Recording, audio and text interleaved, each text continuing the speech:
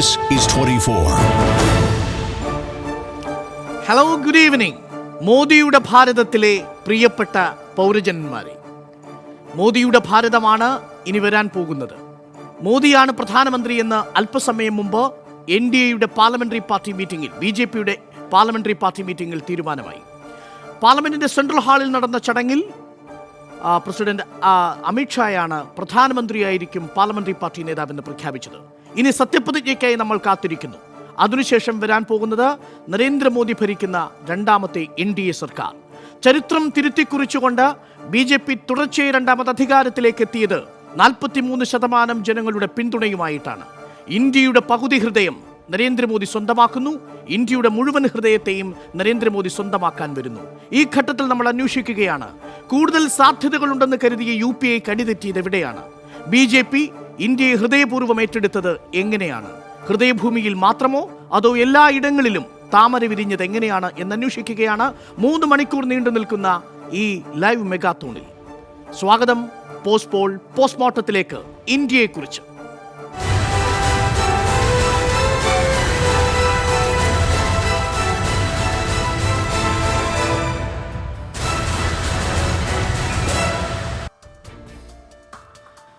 നമ്മൾ ഇപ്പോൾ പോകാൻ പോകുന്നതൊരു വെർച്വൽ പാർലമെന്റിലേക്കാണ്.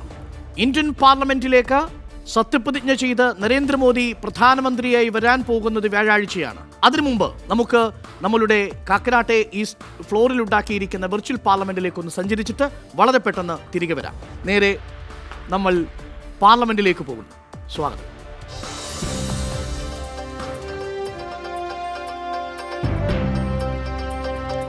ഇന്ത്യൻ പാർലമെന്റ് 543 അംഗങ്ങളുള്ള ഈ പാർലമെന്റിൽ 542 ഇടങ്ങളിലേക്കാണ് തിരഞ്ഞെടുപ്പ് നടന്നത്. വെല്ലൂർ മാത്രം ഒഴിച്ചിട്ടു.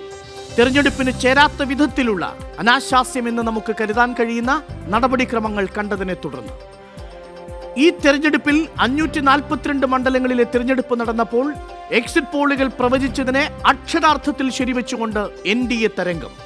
മോദി വേവെന്നോ മോദി സുനാമി എന്നോ സുനാമോ എന്നോ വിശേഷിപ്പിക്കാവുന്ന ആ പ്രതിഭാസത്തിൽ 352 സീറ്റുകളോളം NDAയ്ക്കൊപ്പം പോന്നു. 542 സീറ്റുകളിൽ ഏകദേശം 43.8% ജനങ്ങളുടെ പിന്തുണയുമായി UPAയ്ക്ക് 91 സീറ്റുകൾ കൊണ്ട് തൃപ്തിപ്പെടേണ്ടി വന്നു. പിന്നെ ബാക്കി നിന്നത് അതേഴ്സ്. നിർണായകമാകുമെന്ന് നമ്മൾ കരുതിയ പ്രാദേശിക രാഷ്ട്രീയ കക്ഷികളുടെ എല്ലാ സാധ്യതകളെയും അവസാനിപ്പിച്ചുകൊണ്ടാണ് NDA അധികാരത്തിലേക്ക് എത്തുന്നത്. വ്യാഴാഴ്ച സത്യപ്രതിജ്ഞ ചെയ്ത് സുനാമോ നമ്പർ 2 ഇന്ത്യയുടെ അധികാരത്തിലേക്ക് എത്തുമ്പോൾ ഒരുപാട് പ്രതീക്ഷകളോടെ നമ്മൾ ഇരിക്കുകയും ചെയ്യുന്നു. അതിനു മുമ്പ് നമുക്കൊന്നറിയണം, എങ്ങനെയാണ് ഈ വലിയ ഡിജിറ്റിലേക്ക് നരേന്ദ്രമോദി NDA കൊണ്ടുചെന്നെത്തിച്ചത്? അമിത്ഷായുടെ തന്ത്രം എങ്ങനെയാണ് ഇന്ത്യയുടെ വിവിധ ദേശങ്ങളിൽ ബാധിച്ചത് എന്ന്? എന്തുകൊണ്ടാണ് ഉണർന്നു വന്ന രാഹുൽ ഗാന്ധി സഖ്യകക്ഷികളുമായുള്ള ബന്ധം പരാജയപ്പെട്ടു പോയതെന്ന്, അതെത്രമാത്രം വിനാശകരമായി തീർന്നുവെന്ന്, മമത എത്രമാത്രം അപ്രസക്തമായി എന്ന്, ചന്ദ്രബാബു നായിഡു എത്രമാത്രം അപ്രത്യക്ഷമായി എന്ന് വരുന്ന 3 മണിക്കൂറുകൾ നമ്മൾ പരിശോധിക്കുകയാണ്. എങ്ങനെയാണ് ഇന്ത്യയുടെ ഹൃദയത്തിൽ താമര വിരിഞ്ഞത്? ഇന്ത്യയുടെ ഹൃദയഭൂമിയായി മാറിയത്, താമരയുടെ ഭൂമിയായി മാറിയത് എങ്ങനെയാണ് എന്നന്വേഷിക്കുകയാണ് ഈ വരാൻ പോകുന്ന 3 മണിക്കൂറിലെ ഈ ലൈവ് പരിപാടിയിൽ. ഈ പ്രത്യേക പോസ്റ്റ്മോർട്ടത്തിൽ എനിക്കൊപ്പം ചേരുന്നുണ്ട് കാക്കനാട് 24 സ്റ്റുഡിയോയിൽ നിന്നും വിജയകുമാർ, ഒപ്പം ഡൽഹിയിൽ നിന്നും രാധാകൃഷ്ണനും ലിജോയും ഷനൂബും നമുക്കൊപ്പം ചേരും. BJPയെ പ്രതിനിധീകരിച്ച് നമ്മുടെ പ്രതിനിധിയും എത്തും. അതിനായി നമ്മൾ വീണ്ടും തിരിച്ച് കാക്കനാട് ഫ്ലോറിലേക്ക് പോവുകയാണ്, വെർച്വൽ പാർലമെന്റിന്റെ ഫ്ലോറിൽ നിന്ന്. Welcome back. ഇനി നമ്മൾ പോസ്റ്റ്മോർട്ടത്തിലേക്കാണ് പോകാൻ പോകുന്നത്. പോസ്റ്റ്മോർട്ടത്തിലേക്ക് നമ്മൾ പോകുന്നു ഈ കാക്കനാട്ടെ സ്റ്റുഡിയോയിൽ നിന്നും. വിജയകുമാർ എനിക്കൊപ്പം ചേരുന്നുണ്ട് കാക്കനാട്ടിൽ നിന്നും. വിജയകുമാർ, ഒരു സുനാമോ അടിച്ചു ഇന്ത്യയിൽ. അതിന് ഒരുപാട് രാഷ്ട്രീയ കാരണങ്ങളുണ്ട്. ഒറ്റ കാരണമാണ് കോമൺ ഫാക്ടർ. അത് നരേന്ദ്രമോദി എന്ന ലീഡറാണ്. പകരം വയ്ക്കാനില്ലാത്തൊരു ലീഡർ. പ്രധാനമന്ത്രിയുടെ പദത്തിലേക്ക് ഒരു പ്രസിഡന്റിന്റെ ഗെറ്റപ്പോടുകൂടി അമേരിക്കൻ സ്റ്റൈലിലുള്ള ഒരു തിരഞ്ഞെടുപ്പ്, ഒരു പാർലമെന്റ് സംവിധാനത്തിൽ നടന്ന പ്രതീതിയുണ്ടാക്കിയ തിരഞ്ഞെടുപ്പാണ് അവശേഷിച്ചു പോയത്. പാർലമെന്ററി ജനാധിപത്യത്തിലെ പ്രസിഡൻഷ്യൽ രീതിയിൽ നടന്ന തിരഞ്ഞെടുപ്പിൽ നരേന്ദ്രമോദി വേഴ്സസ് റെസ്റ്റ് എന്നതായിരുന്നു മത്സരം. അതായിരുന്നു ഈ തെരഞ്ഞെടുപ്പിനെ നിശ്ചയിച്ച ഏറ്റവും പ്രധാനപ്പെട്ട കോമൺ ഫാക്ടർ എല്ലാ റീജിയനുകളിലും. അരുൺ ചൂണ്ടിക്കാട്ടിയതുപോലെ തന്നെ നമുക്ക് അത് വിശദമായി തന്നെ പരിശോധിക്കേണ്ടതുണ്ട്. എവിടെയാണ് BJPക്ക് വലിയ മുന്നേറ്റം ഉണ്ടാക്കാൻ കഴിഞ്ഞത്, അതിൻ്റെ രാഷ്ട്രീയ സാമൂഹ്യ സാഹചര്യം എന്താണ് എന്നത് നമുക്ക് അടുത്ത മണിക്കൂറുകളിൽ പരിശോധിക്കണം. കോൺഗ്രസും മറ്റ് പ്രതിപക്ഷ പാർട്ടികളും മഹാസഖ്യവുമൊക്കെ എങ്ങനെയാണ് തകർന്നടിഞ്ഞത് എന്ന് നമുക്ക് വരുന്ന മണിക്കൂറുകളിൽ വിശദമായി തന്നെ പരിശോധിക്കേണ്ടതുണ്ട്. നമുക്ക് ഇന്ത്യയെ മേഖലകൾ തിരിച്ച് അതിൻ്റെ രാഷ്ട്രീയ സാമൂഹിക പശ്ചാത്തലങ്ങളൊക്കെ വെച്ച് അതിൻ്റെ കാരണങ്ങൾ വിലയിരുത്തുക എന്നതാണ് നമ്മൾ അടുത്ത മണിക്കൂറുകളിൽ ഉദ്ദേശിക്കുന്നത്. എന്തായാലും അരുൺ ചോദിച്ചതുപോലെ തന്നെ നരേന്ദ്രമോദി പ്രഭാവം എന്ന് നമുക്ക് ചുരുക്കി പറയാം. ഈ BJPയുടെയും NDAയുടെയും ഒക്കെ വലിയ വിജയത്തെ ഏതാണ്ട് 3 പതിറ്റാണ്ടുകൾക്ക് ശേഷമാണ് ഒരു കക്ഷിക്ക് 300-ലധികം സീറ്റുകളോടെ ഇന്ത്യയിൽ അധികാരത്തിലേക്ക് വരാൻ കഴിയുന്നത്. ഇതാണ് ഇതിലെ ഏറ്റവും പ്രധാനപ്പെട്ട സംഗതി. അതിന് ഇടയാക്കിയ സാഹചര്യം, അതിനിടയാക്കിയ സാമൂഹ്യ ഘടകങ്ങൾ, രാഷ്ട്രീയ ഘടകങ്ങൾ, ഇവയെ പറ്റിയാണ് നമ്മൾ ഇനി സംസാരിക്കാൻ പോകുന്നത്. അരുൺ, എനിക്ക് തോന്നുന്നത് നമുക്ക് ഹിന്ദി ഹൃദയഭൂമിയിൽ നിന്ന് തന്നെ തുടങ്ങാം. BJPയുടെ സമാനതകളില്ലാത്ത തേരോട്ടം നടന്ന ഹിന്ദി ഹൃദയഭൂമിയിൽ എന്താണ് സംഭവിച്ചത്? കോൺഗ്രസിന് എവിടെയൊക്കെയാണ് പിഴച്ചത്? BJP എവിടെയൊക്കെയാണ് തളർത്ത് വളർന്നു വന്നതെന്ന് പരിശോധിക്കും. വിജയകുമാർ, നമ്മൾ ഹൃദയഭൂമിയിലേക്ക് പോകും മുമ്പ് ആദ്യം ദേശീയ ചിത്രം നമുക്കൊന്ന് സമഗ്രമായി പരിശോധിക്കാം. ഇന്ത്യയുടെ രാഷ്ട്രീയ ഭൂപടത്തിൽ എന്ത് സംഭവിച്ചു 2019 അഥവാ 2019 17ാം ലോക്സഭാ തെരഞ്ഞെടുപ്പ് ഇന്ത്യയുടെ രാഷ്ട്രീയ ഭൂപടത്തിൽ എന്താണ് സമ്മാനിച്ചത് എന്ന് നമുക്കൊന്ന് നോക്കാം. ഇതാണ് യഥാർത്ഥത്തിൽ ഇന്ത്യയുടെ ഭൂപടത്തിൽ സംഭവിച്ചത്. 2019 17ാം ലോക്സഭാ തിരഞ്ഞെടുപ്പിന് ശേഷം ഇതാണ് ഇന്ത്യൻ രാഷ്ട്രീയ ഭൂപടത്തിന്റെ അവസ്ഥ. എങ്ങും കാവി പടർന്നിരിക്കുന്ന ചിത്രമാണ് കാണാൻ സാധിക്കുന്നത്. ഒറ്റപ്പെട്ട ചില പ്രദേശങ്ങളിൽ പിടിച്ചു നിൽക്കുന്ന പ്രാദേശിക കക്ഷികൾ ഒഴിച്ചു നിർത്തിയാൽ സമഗ്രമായ ഇന്ത്യയുടെ ഹൃദയത്തിലേക്ക് ഒരുപക്ഷെ പണ്ട് മുഗൾ സാമ്രാജ്യ കാലത്ത് എങ്ങനെയാണോ സാമ്രാജ്യത്വങ്ങൾ രൂപീകരിക്കപ്പെട്ടത് അതേ രാഷ്ട്രീയ ഘടനയിൽ ഈ ഭൂപടം മാറിയിരിക്കുന്നു 2019 ആകുമ്പോഴേക്കും. നമുക്ക് സമഗ്രമായി പരിശോധിക്കാം. ഒറ്റപ്പെട്ടു പോയത് എവിടെയൊക്കെയാണ്, BJPക്ക് പിടിമുറുക്കാൻ കഴിയാതെ പോയ മേഖലകൾ, BJP ആധിപത്യം വീണ്ടെടുത്തത്, BJP പുതുതായി കണ്ടെത്തിയ മേഖലകൾ, ഇതെല്ലാം സമഗ്രമായി നമുക്ക് പരിശോധിക്കേണ്ടതുണ്ട്. ആദ്യം നമുക്ക് NDAയുടെ ലീഡ് നിലയിൽ നിന്ന് നമുക്ക് തുടങ്ങാം. NDA 352 സീറ്റ് നേടുമ്പോൾ 43.8% സീറ്റുകളാണ് സ്വന്തമാക്കിയത്. ഇതിൽ നേരത്തെ വിജയൻ സൂചിപ്പിച്ചതുപോലെ 303 സീറ്റുകളാണ് BJP സ്വന്തമാക്കുന്നത്. ഇതിൻ്റെ വോട്ട് പെർസെൻറ്റേജ് ആണ് നമ്മളെ അതിശയിപ്പിക്കുന്നത്, 37.5%. പക്ഷേ വേണമെങ്കിൽ വിമർശകർക്ക് പറയാം ഇപ്പോഴും BJPക്ക് ഒപ്പമില്ലാത്ത ഒരു 63% ആളുകളുണ്ട് എന്നൊരു അഭിപ്രായം പറയാം. പക്ഷേ NDAക്ക് ഒപ്പമില്ലാത്ത 47% ആളുകളെ എപ്പോഴും ബാക്കിയുള്ളൂ. പകുതി ഇന്ത്യക്കൊപ്പമാണ്, 1/3 വരുന്ന വിഭാഗം BJPക്കൊപ്പമാണെന്ന് ഈ ഘട്ടത്തിൽ നമുക്ക് പറയാൻ സാധിക്കും. ശിവസേന 18 സീറ്റുകളുമായി തൊട്ടടുത്ത് നിൽക്കുന്നു, JDU 16. ഏറ്റവും ശ്രദ്ധേയമായ കാര്യം 303 272 കഴിഞ്ഞ് 31 സീറ്റുകൾ അധികമുണ്ട് കേവല ഭൂരിപക്ഷം കഴിഞ്ഞ BJPക്ക്. അതാണ് ഇനി BJP വരും ദിവസങ്ങളിൽ പാർലമെന്റിൽ BJPയുടെ കോർ പ്രത്യയശാസ്ത്രങ്ങളുമായിട്ട് അല്ലെങ്കിൽ പ്രത്യയശാസ്ത്ര നിയമനിർമ്മാണവുമായി മുന്നോട്ട് പോകുമ്പോൾ ശ്രദ്ധേയമാവുക. ഇതേതെങ്കിലും തരത്തിൽ BJPക്ക് അവരുടെ യഥാർത്ഥ ഒരു ഹാർഡ് കോർ പ്രത്യയശാസ്ത്രത്തെ, രാമക്ഷേത്രം അടക്കമുള്ള വിഷയങ്ങൾ, 35A അടക്കമുള്ള വിഷയങ്ങൾ, 370 അടക്കമുള്ള വിഷയങ്ങൾ, യൂണിഫോം സിവിൽ കോഡ് അടക്കമുള്ള വിഷയങ്ങൾ, ഇതിനെ എങ്ങനെയാണ് ബാധിക്കുക എന്നതാണ് ഏറ്റവും ശ്രദ്ധേയമായ കാര്യം. വിജയൻ എന്ത് തോന്നുന്നു? ഈ 303 എന്ന 37.5% വോട്ട് ഷെയർ എന്ന് പറയുന്നതിൻ്റെ ആനുകൂല്യം ഇത്തരം പോളിസികളിലേക്ക് പോകാൻ BJP സർക്കാരിനെ തുണയായി തീരുമോ അഥവാ പ്രേരിപ്പിക്കുമോ, ഒരു ടെംപ്റ്റേഷൻ ഉണ്ടാക്കും? എനിക്ക് തോന്നുന്നു അരുൺ, വളരെ പെട്ടെന്ന് BJP അതിൻ്റെ സംഘപരിവാർ അജണ്ടയിലേക്ക് വേഗത്തിൽ കടക്കുമെന്ന് ഞാൻ ഈ ഘട്ടത്തിലും കരുതുന്നില്ല. കാരണം BJPക്ക് ലോക്സഭയിലെ ഭൂരിപക്ഷം മാത്രം പോരാ, രാജ്യസഭയിലും അതിന് തക്കതായ ഒരു ഭൂരിപക്ഷം ഉണ്ടാകണം. അത് ഇതുവരെ BJPക്ക് ലഭിച്ചിട്ടില്ല. തന്നെയുമല്ല, തെരഞ്ഞെടുപ്പുകൾ ഇന്ത്യയിൽ തുടർന്നുകൊണ്ടേയിരിക്കുകയാണ്. ഇതിനുശേഷവും സംസ്ഥാന തെരഞ്ഞെടുപ്പുകൾ നടക്കാനുണ്ട്. അവിടെയൊക്കെ ഘടകകക്ഷികളൊക്കെ BJPയോടൊപ്പം നിർത്തണം.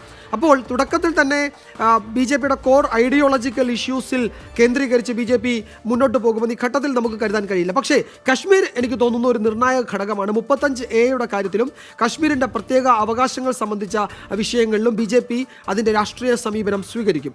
ഏക സിവിൽ കോഡ് എന്നത് ഒരു തർക്ക വിഷയമാണെങ്കിൽ പോലും സുപ്രീം കോടതിയുടെ അനുമതി ഒരു തരത്തിൽ, അല്ലെങ്കിൽ സുപ്രീം കോടതി പോലും ഒരു തരത്തിൽ ഇതിനോട് യോജിക്കുന്നു എന്ന സൂചനകൾ ചില കേസുകളിൽ നൽകിയിട്ടുണ്ട്. സ്വാഭാവികമായും അതും BJP പരിഗണിച്ചേക്കാം. നമ്മുടെ BJP സംസ്ഥാന അധ്യക്ഷൻ PS ശ്രീധരൻപിള്ളയുമായി നമ്മുടെ അസോസിയേറ്റ് എക്സിക്യൂട്ടീവ് എഡിറ്റർ ഗോപികൃഷ്ണൻ സംസാരിച്ചിരുന്നു. അല്പസമയത്തിനകം നമുക്ക് ആ വീഡിയോ പ്രേക്ഷകരിലേക്ക് കാണിക്കാൻ സാധിക്കും. നരേന്ദ്രമോദി ശൈലി മാറ്റുമോ? പിണറായി വിജയൻ അല്പസമയം മുമ്പ് പറഞ്ഞു താൻ എന്തായാലും ശൈലി മാറ്റാൻ പോകുന്നില്ല. നരേന്ദ്രമോദി ശൈലി മാറ്റുമോ എന്നൊരു ചോദ്യം അദ്ദേഹത്തോട് ചോദിച്ചിരുന്നു. അതിനോട് അദ്ദേഹം പ്രതികരിച്ചത് എങ്ങനെയാണ് നമുക്ക് അല്പസമയത്തിനകം കാണുകയും ചെയ്യും. ഇപ്പോൾ UPയുടെ കൂടി നമ്മളൊന്ന് കണക്കെടുക്കുകയാണെങ്കിൽ UPA 52 സീറ്റുകൾ 19.6%. BJPയുടെ പകുതി മാത്രമേ ഉള്ളൂ. ഹാഫ് BJP ആയി കഴിഞ്ഞിരിക്കുന്നു ഇന്റർനാഷണൽ കോൺഗ്രസ് എന്നുള്ളതാണ് ഏറ്റവും ശ്രദ്ധേയമായ കാര്യം.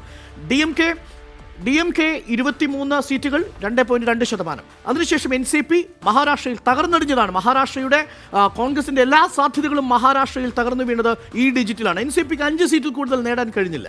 മറ്റുള്ളവർ 10 സീറ്റുകൾ, മൊത്തം 2.6 ഇതായിരുന്നു. ഇനി അതേഴ്സ് എന്ന കാറ്റഗറി ഇത്തവണ നമ്മൾ ഏറ്റവും കൂടുതൽ പ്രാധാന്യം കൽപ്പിച്ചിരുന്നതും ഒരുപക്ഷത്തെ കിങ് മേക്കേഴ്സ് ആകാൻ സാധ്യതയുണ്ടെന്ന് നമ്മൾ കരുതിയവരുമായിരുന്നു അതേഴ്സ് എന്ന കാറ്റഗറിയിൽ ഉൾപ്പെട്ടവർ. മഹാഗഠബന്ധനിൽ ഉൾപ്പെടാത്ത ഒരു വിഭാഗമടക്കം. തൃണമൂൽ കോൺഗ്രസിന് അവരുടെ സ്വന്തം ബാസ്റ്റിൽ 12 സീറ്റുകളാണ് നഷ്ടപ്പെട്ടത്. 22 അവരുടെ സീറ്റ് നില ചുരുങ്ങുന്നു. 4.1% മാത്രം മാറുന്നു അവരുടെ വോട്ട് പെർസെൻറ്റേജ്. YSRCP 22, അതായത് ഇത് സീറ്റിൻ്റെ കണക്കാണ് സൂചിപ്പിക്കുന്നത്. YSRCP 22 ആവുന്നു. BJD 13, SPBSP 15, TRS 9 എന്നുള്ളതാണ്. ഇതിലേറ്റവും ശ്രദ്ധേയമായ കാര്യം BJP കഴിഞ്ഞാൽ ഇന്റർനാഷണൽ കോൺഗ്രസും കഴിഞ്ഞാൽ പിന്നെ ഏറ്റവും ശ്രദ്ധേയമായ മുന്നേറ്റം നടത്തിയിരിക്കുന്നത് YSRCPയും തൃണമൂലുമാണ്. വിജയകുമാർ, പ്രാദേശിക രാഷ്ട്രീയ കക്ഷികളിൽ നിർണായകമാകുമെന്ന് നമ്മൾ കരുതിയ ചന്ദ്രബാബു നായിഡു നിലം തൊടാതെ പോയി. ഒപ്പം തന്നെ BJD നവീൻ പട്നായിക്കും നിലം തൊടാതെ പോയി. പിന്നൊന്ന് മറ്റത് മമതാ ബാനർജി ആയിരുന്നു. മമതാ ബാനർജിയും തകർന്നു പോകുന്ന അവസ്ഥയാണ് കാണാൻ സാധിച്ചത്. ശ്രദ്ധേയമായ കാര്യം ഈ BJDയിലും അല്ലെങ്കിൽ ഒഡീഷയിലും ബംഗാളിലും BJP നടത്തിയ തേരോട്ടമാണ്. എങ്ങനെ നമുക്കതിനെ വളരെ ചുരുങ്ങിയ സമയം കൊണ്ട് വിശദീകരിക്കാൻ കഴിയും? ഈ രണ്ട് സംസ്ഥാനങ്ങളിൽ, അതായത് BJPയുടെ ദേശീയ നേതൃത്വം പ്രതീക്ഷിച്ചത് ഉത്തർപ്രദേശിൽ തകർച്ച നേരിടുമെന്നാണ്. മഹാസഖ്യം വലിയ തോതിൽ മുന്നോട്ട് പോകുമ്പോൾ അവിടെ തകർച്ച നേരിടും BJP എന്നതായിരുന്നു അവരുടെ വിലയിരുത്തൽ.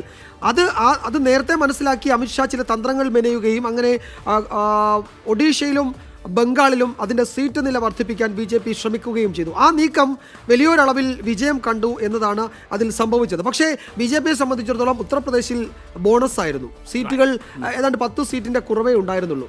61 സീറ്റുകൾ കിട്ടി. 12 സീറ്റിൻ്റെ അത് BJPയെ സംബന്ധിച്ചിടത്തോളം അതൊക്കെ ഗുജറാത്ത് ഒറീസയിൽ നിന്ന് തന്നെ അത് ഏതാണ്ട് 8 സീറ്റുകൾ അധികം കിട്ടി. ബംഗാളിൽ 16 സീറ്റുകൾ അധികം കിട്ടി. സ്വാഭാവികമായും അവിടുന്ന് തന്നെ BJPക്ക് ആ കുറവ് നികത്താൻ പറ്റി. പിന്നീട് കർണാടകയിൽ 8 സീറ്റ് അധികം കിട്ടി. തെലങ്കാനയിൽ 3 സീറ്റ് ബോണസ്. അങ്ങനെ BJP ഈ വലിയ ഭൂരിപക്ഷത്തിലേക്ക് എത്തുകയും ചെയ്തു. യഥാർത്ഥത്തിൽ വടക്ക് കിഴക്കൻ സംസ്ഥാനങ്ങളിലും ഒറീസയിലും ബംഗാളിലും BJPയുടെ തന്ത്രങ്ങൾ മുഴുവൻ വിജയിക്കുകയും വലിയ തോതിലുള്ള നഷ്ടമുണ്ടാകുമെന്ന് കരുതി UPയിൽ BJP വലിയ മുന്നേറ്റം നടത്തുകയും ചെയ്തത് ഈ 303 എന്ന മാജിക് ഫിഗറിലേക്ക് ആ പാർട്ടിയെ കൊണ്ട് എത്തിച്ചു എന്ന് നമുക്ക് ചുരുക്കി പറയാം. പ്രേക്ഷകരിലേക്ക് ഒരു കൗതുക നമ്പർ നമ്മൾ എത്തിക്കുകയാണ്. മൊത്തം ഈ 17ാമത് ലോക്സഭാ തെരഞ്ഞെടുപ്പിൽ 7 ഘട്ടങ്ങളിലായി വോട്ട് ചെയ്തവരുടെ എണ്ണം 61 കോടിയാണ്. 61 കോടി വോട്ടർമാരിൽ എങ്ങനെയാണ് വോട്ടർമാർ ആരെയൊക്കെയാണ് തിരഞ്ഞെടുത്തത്, എത്ര പേർ ആർക്കൊപ്പം നിന്നു എന്ന് നോക്കിയാൽ ഇതിൽ BJPക്ക് 22.9 കോടി, 22 കോടിയിലധികം ആളുകൾ BJPയാണ് പിന്തുണച്ചത്. 22 കോടി 90 ലക്ഷം ആളുകൾ BJPക്കൊപ്പം നിന്നു. അതേസമയം കോൺഗ്രസിൻ്റെ ഒപ്പം നിന്നത് 11.95 കോടിയാണ്. 22 നിന്ന് നേരെ 11 എന്നുള്ളത് ഹാഫായിട്ട് ചുരുങ്ങുന്നു, 50% മാറുന്നു. ഒരിക്കൽ കൂടി ഞാൻ പറയുന്നു, ഇന്ന് ഇന്റർനാഷണൽ കോൺഗ്രസ് ഹാഫ് BJP ആണ്. പകുതി BJP ആവുന്നത് ഈ കണക്കിൻ്റെ അടിസ്ഥാനത്തിലാണ്. മൊത്തം പോൾ ചെയ്ത വോട്ടിൻ്റെ പകുതിയിലധികം, അല്ലെങ്കിൽ BJPക്ക് ലഭിച്ച വോട്ടിൻ്റെ പകുതി മാത്രമേ ഇന്റർനാഷണൽ കോൺഗ്രസിന് കിട്ടുന്നുള്ളൂ. ഹാഫ് നരേന്ദ്രമോദിയാണോ രാഹുൽ എന്നുള്ളതാണ് ചോദ്യം. അത് കേരളത്തിലെ രാഷ്ട്രീയ വിമർശകർ കേരളത്തിലെ കോൺഗ്രസിനെ പറ്റി പറഞ്ഞ ഒരു പരാമർശമുണ്ട്, BJPയുടെ B ടീമാണ്. ആ പരാമർശവുമായി എന്തെങ്കിലും ബന്ധമുണ്ടോ ആരോട്? ഇതിന് ഹാഫ് BJP ഞാൻ പറയാൻ പോകുന്നത് ഇതൊരു സ്മാൾ ലെറ്റർ BJP എന്ന് പറയും.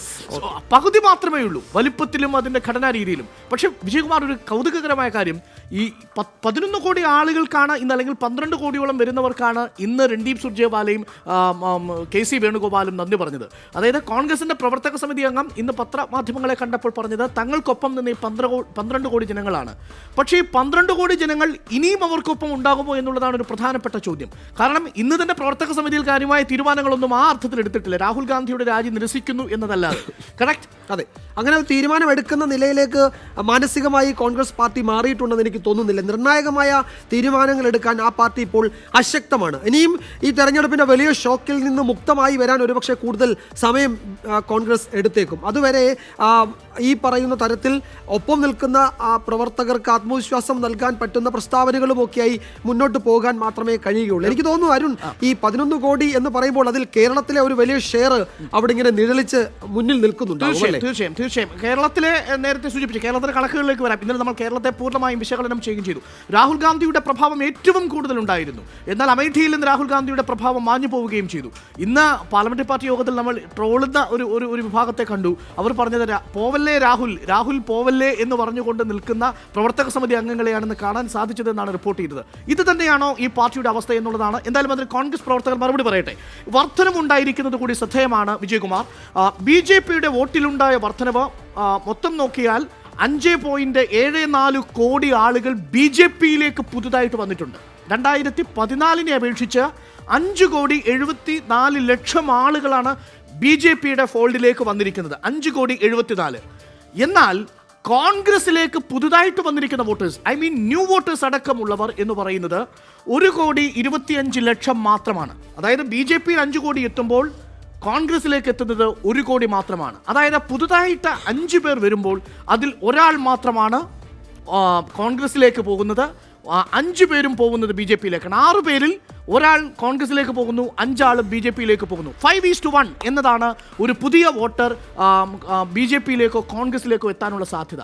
അതുകൊണ്ട് തന്നെ ഒരു കാര്യം ഉറപ്പാണ് വിജയകുമാർ, രണ്ടാമതൊരിക്കൽ കൂടി NDA അധികാരത്തിലേക്ക് എത്തുമ്പോൾ 5:1 എന്ന രീതിയിലാണ് വോട്ടർമാരുടെ ടേൺ ഔട്ട് എങ്കിൽ NDA സ്വാഭാവികമായും ഇനി വരും വർഷങ്ങളിലും ഇന്ത്യയിൽ ശക്തമായ ഒരു അടിത്തറ പാകുന്ന രീതിയിലേക്ക് വളർന്നുകൊണ്ടിരിക്കുന്ന ഒരു ഫോഴ്സ് ആണെന്ന് തുറന്ന് സമ്മതിക്കേണ്ടി വരും.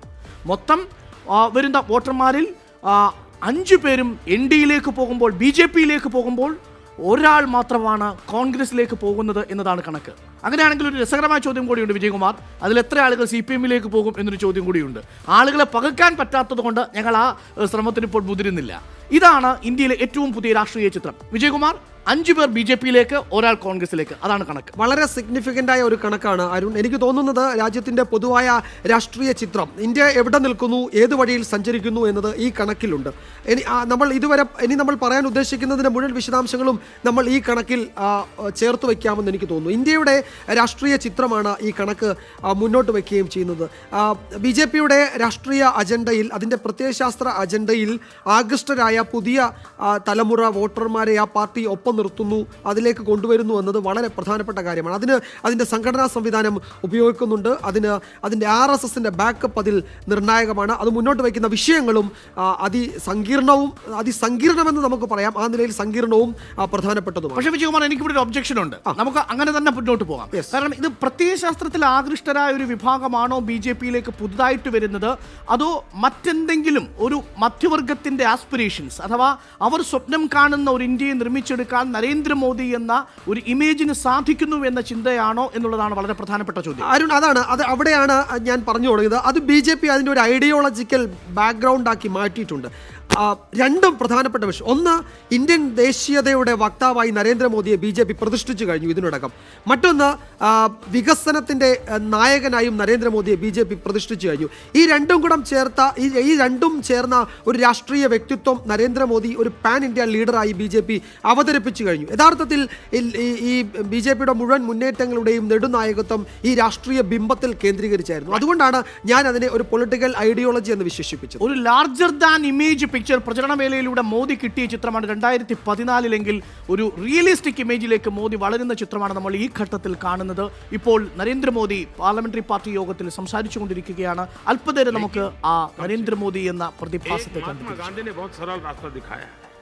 महात्मा गांधी ने सरल रास्ता ये दिखाया है कि आप कोई भी निर्णय करो, आप उलझन में हो, दुविधा में हो, तो पल भर के लिए आखिरी छोर पर खड़े हुए आखिरी इंसान को याद कीजिए और सोचिए कि आप जो कर रहे हैं वो उसका भला करेगा कि नहीं करेगा. गांधी, दीनदयाल और लोहिया, इन 3 महापुरुषों की विचारधारा से पले बढ़े लोग आज हिंदुस्तान की राजनीति पर प्रभाव पैदा कर रहे हैं, किसी भी दल में क्यों न हो, लेकिन मुख्यतः इन 3 विचारधाराओं से निकले हुए लोग हैं. इन तीन में सेंट्रल आइडिया यही है, गांधी हो, दीनदयाल हो, लोहिया हो।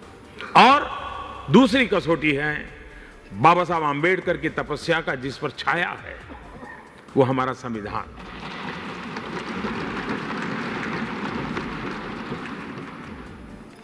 बाबा साहब आम्बेडकर की उस तपस्या का उसके अंदर अर्क है,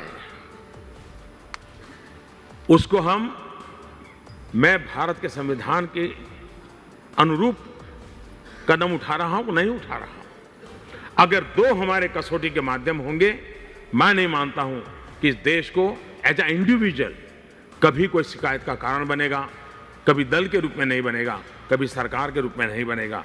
और इसलिए मेरा आज आग्रह रहेगा कि हम हमारे कसौटी के इन मानदंडों को लेकर के हम चलें और जनसेवा, प्रभु सेवा के काम को लेकर के 2014 में इसी जगह पर से मैंने एक भाषण किया था। मैं नया था, इस सदन में भी एमपी के रूप में पहली बार आया था। उस समय भी एनडीए के सब साथियों ने मुझे नेता चुना था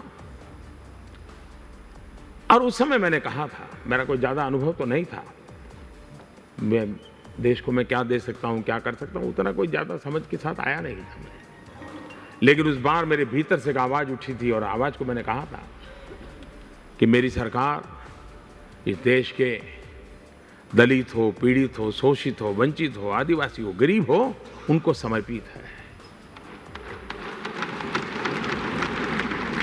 और आज जिस जगह पर भारत के संविधान का निर्माण हुआ था, जिस जगह पर कभी बाबा साहब आम्बेडकर बैठे थे, जहां पंडित नेहरू बैठे थे, जहां सरदार वल्लभ भाई पटेल बैठे थे, उस सदन में मैं खड़े होकर के फिर से कहता हूं कि 5 साल उस मूलभूत बात जो हृदय से निकली थी, हमने एक पल उससे अपने आप को ओझल नहीं होने दिया। न डाइल्यूजन आया, न डाइवर्जन आया। हम उस फोकस को लेकर के चलते रहे। और एक प्रकार से मैं कह सकता हूं कि 2014 से 2019 प्रमुख रूप से welcome back to post poll postmortem. ഇന്ത്യയുടെ രാഷ്ട്രീയം എങ്ങനെ മാറി 2019 17ാം ലോക്സഭാ തിരഞ്ഞെടുപ്പോടുകൂടി എന്നതാണ് നമ്മളിപ്പോൾ വിശകലനം ചെയ്യുന്നത്. വിജയകുമാർ, ഞാൻ പറഞ്ഞില്ലേ, ഇപ്പോൾ നരേന്ദ്രമോദി ഒരു പ്രതിഭാസം എന്ന് സൂചിപ്പിച്ചത് രണ്ടർത്ഥത്തിലാണ്. അതിലൊന്ന്, ഏറ്റവും കൂടുതൽ ട്രോളുകൾക്കും വിമർശനങ്ങൾക്കും തെക്കേ ഇന്ത്യയിലടക്കം വിധേയനായ ഒരു നേതാവാണ് നരേന്ദ്രമോദി. മറ്റൊരു ഭാഗത്ത് പറഞ്ഞാൽ ഏറ്റവും അധികം പ്രചരണത്തിൽ ഏർപ്പെട്ട ഒരു മനുഷ്യനാണ് നരേന്ദ്രമോദി. പ്രചരണ വേല ഉപയോഗിച്ചിട്ടുണ്ട് നരേന്ദ്രമോദി. പക്ഷേ അതേസമയം തന്നെ ഘടകവിരുദ്ധമായി, ഒരുപക്ഷെ മാധ്യമങ്ങൾക്ക് പോലും കാണാൻ കഴിയാത്ത വിധത്തിൽ ഗ്രൗണ്ട് തലത്തിൽ സാമൂഹികമായ ജനക്ഷേമ പദ്ധതികൾ എത്തിക്കുന്നതിൽ വിജയിക്കുകയും ചെയ്തിട്ടുണ്ട് നരേന്ദ്രമോദി. യാത്രകൾ നടത്തിയതിന് പേരിൽ പഴികേട്ടു, വിദേശ ബന്ധങ്ങൾ രൂപീകരിക്കുന്നതിൽ ചില പ്രത്യേക നിർണായകമായ തീരുമാനങ്ങൾ എടുത്തു. എന്നാൽ അതേസമയം തന്നെ ചില അബദ്ധങ്ങളും അദ്ദേഹത്തിൻ്റെ കയ്യിൽ നിന്ന് വന്നു. അതെല്ലാം ട്രോളുകളായി മാറുകയും ചെയ്തു. പക്ഷേ അപ്പോഴും അദ്ദേഹത്തിൽ തന്നെയാണ് ഒരു ലീഡറെ ഇന്ത്യ കാണുന്നത്.